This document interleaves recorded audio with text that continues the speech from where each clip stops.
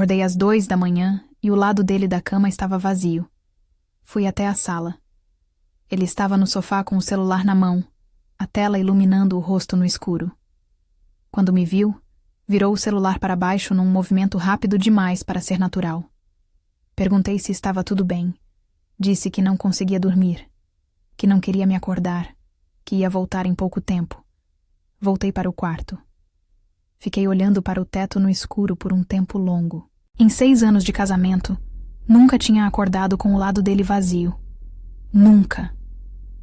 Na manhã seguinte, enquanto ele tomava banho, peguei o celular dele da mesinha. E entendi tudo.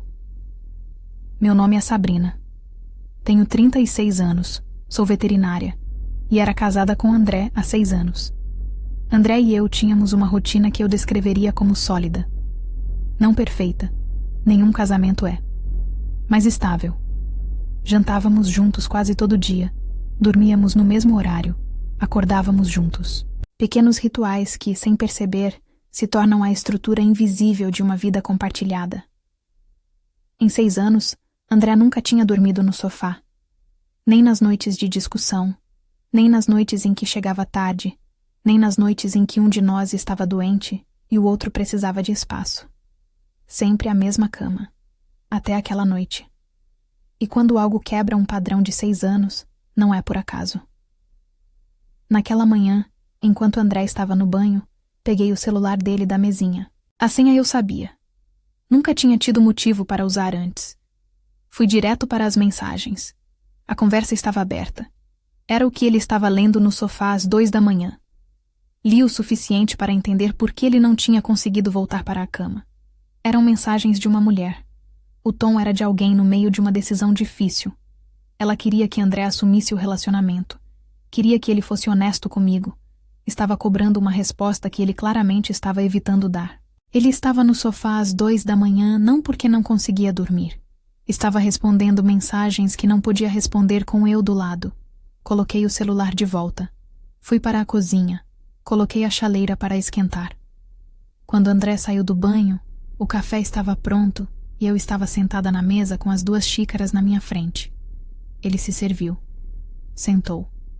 Perguntou como eu tinha dormido. Disse que bem. Perguntei como ele tinha dormido. Disse que tinha conseguido descansar um pouco depois que voltou para a cama. Guardei essa resposta.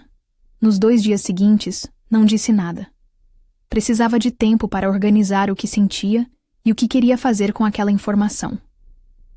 Durante esses 2 dias, observei André com outros olhos. O celular que nunca saía do bolso. A vez que foi ao banheiro com ele durante o jantar.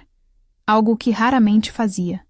A noite em que ficou mais tempo do que o normal, resolvendo uma coisa, no escritório de casa. Padrões que sempre tinham estado ali, que eu não tinha juntado porque não tinha motivo para juntar. Agora tinha.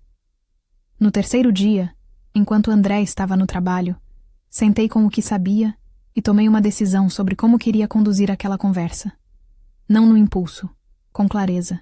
Naquela quinta-feira à noite, depois do jantar, com a mesa ainda posta entre nós, olhei para André e disse: Você estava acordado no sofá às 2 da manhã respondendo mensagens. Ele parou com a xícara na mão.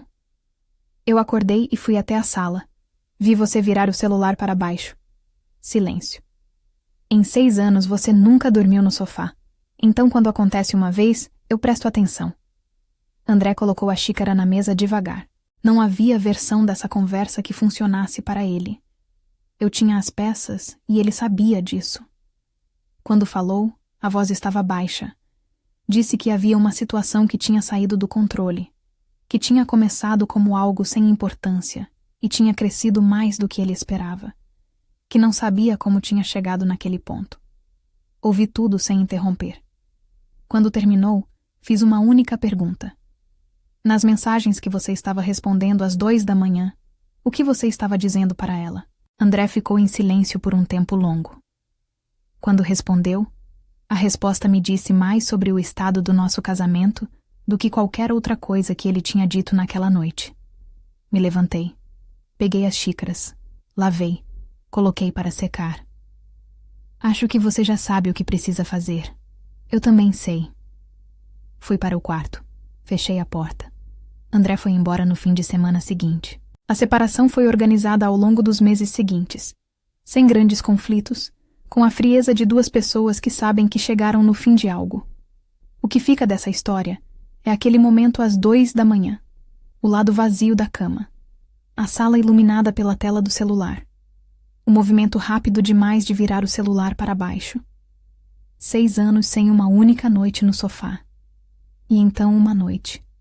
Não porque não conseguia dormir, mas porque tinha algo que não podia fazer com eu do lado. Aprendi que os padrões que construímos em anos juntos são, paradoxalmente, as coisas que mais revelam quando algo muda. Porque uma pessoa pode mentir com palavras, pode controlar a expressão do rosto, pode preparar histórias com antecedência. Mas é muito mais difícil quebrar um padrão de 6 anos sem que alguém que te conhece bem perceba. André tinha dormido no sofá pela primeira vez em 6 anos. Eu percebi. Obrigada por ter ficado até aqui.